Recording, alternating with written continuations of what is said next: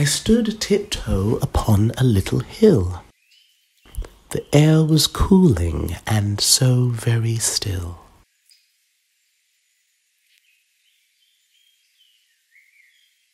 At the sweet buds with which a modest pride pulled droopingly, in slanting curve aside, their scantly leaved and finely tapering stems had not yet lost those starry diadems caught from the early sobbing of the morn. The clouds were pure and white as flocks new shorn, and fresh from the clear brook. Sweetly they slept on the blue fields of heaven, and then there crept a little noiseless noise among the leaves, born of the very sigh that silence heaves. For not the faintest notion could be seen of all the shades that slanted o'er the green. There was wide wandering for the greediest eye to peer about upon variety.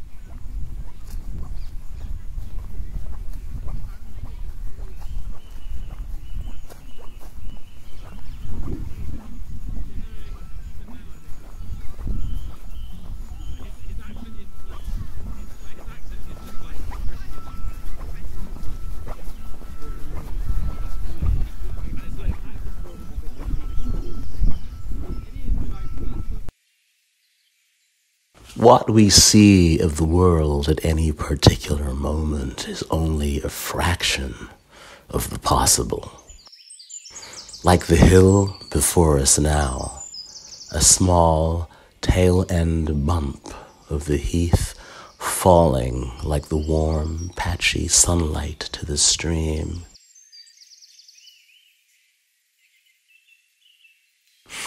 There is a strange atmosphere of grief. Something that is a quality of the air makes the pairs of lovers, couples in a distance down the green, the small, thin-legged boy kicking a ball to father, seem less than our size, like figures in a screen.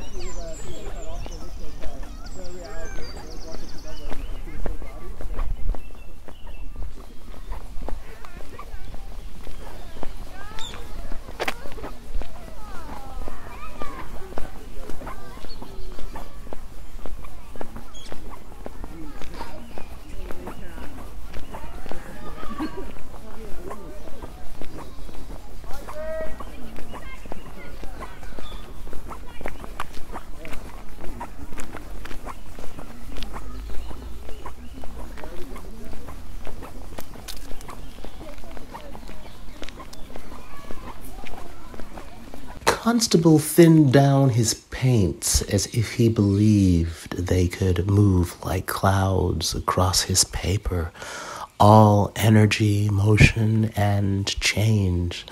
On the back of each sketch he wrote down the weather, showery wind northeasterly, an acknowledgement of what could not be painted, the clouds above Hampstead Heath that moved in their freedom beyond his will to capture them without narrowing their perspective.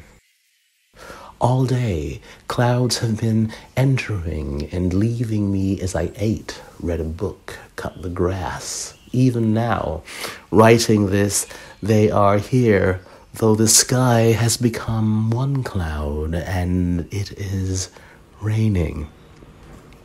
If I knelt down as a farmer taught me, and put my ear to the ground, I would hear the earth's million little mouths drinking in the sky, here where the alchemy of clouds end and begins.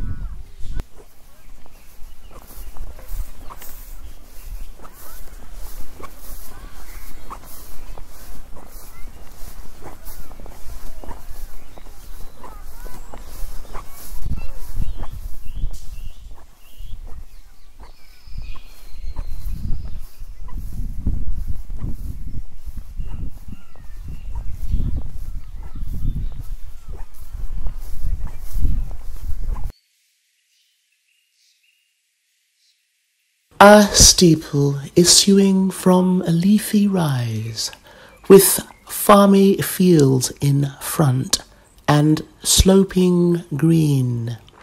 Dear Hampstead, is thy southern face serene, silently smiling on approaching eyes?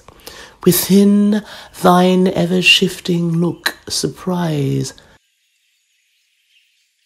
Streets, hills and dells, trees overhead now seem, now down below with smoking roofs between, a village revelling in varieties.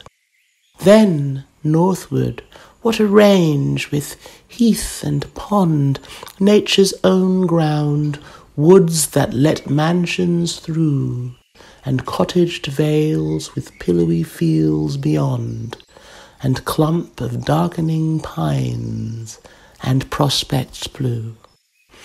And that clear path through all where daily meet cool cheeks and brilliant eyes and morn elastic feet.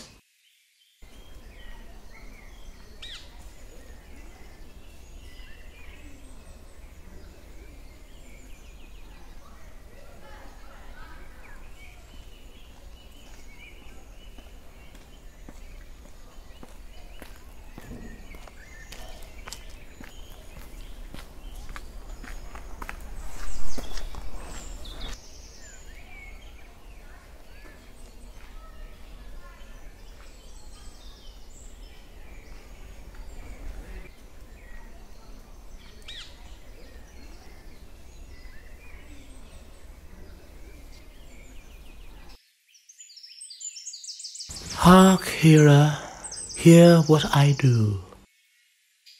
Lend a thought now. Make belief we are leaf-whelmed somewhere with the hood of some branchy, bunchy, bushy-bowered wood.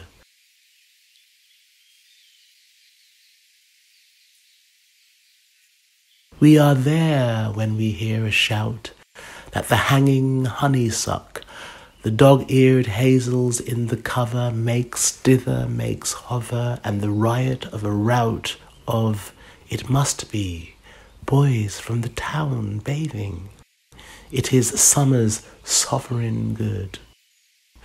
By there comes a listless stranger, beckoned by the noise, he drops toward the river.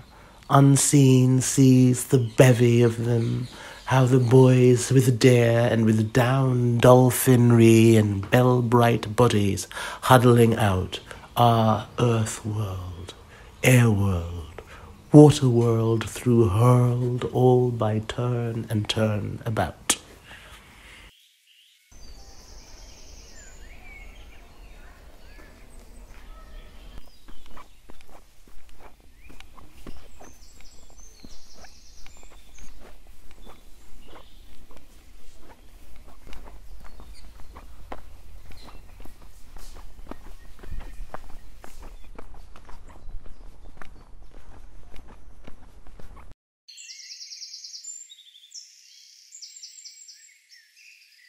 War raged in Europe. On September 27, Germans overran Poland. Yi was on his way home when the words Warsaw Falls on a placard caught his eyes. It felt unbearably confining and suffocating to remain indoors. Yi decided to take a walk to Hampstead Heath. Yi loved to stroll along the ponds and in the meadows of Hampstead Heath, a popular green space only a few blocks away.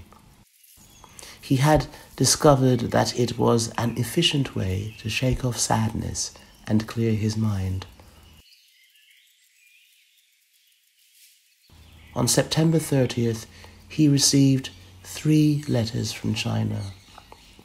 One from Kai Fen in Chongqing, another from Qian Min in Bishan, Sichuan, and the third from his niece Jingrong in Shanghai. He had rarely heard from them since war broke out in China.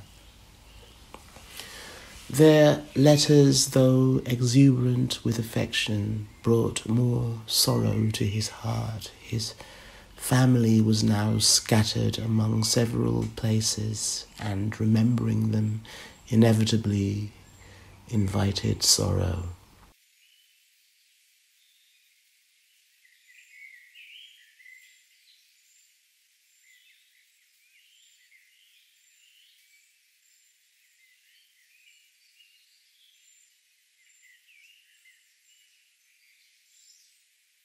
My dear elder brother Tashuan, I can find plenty of small joys to pass the time in spite of war, such as the reciting poems during the blackout, leaning on sandbags to look at the movement of the tree leaves, and even making drawings on the cardboard box of my gas mask. So please, do not worry about me, my dear brother. I hope you are keeping well.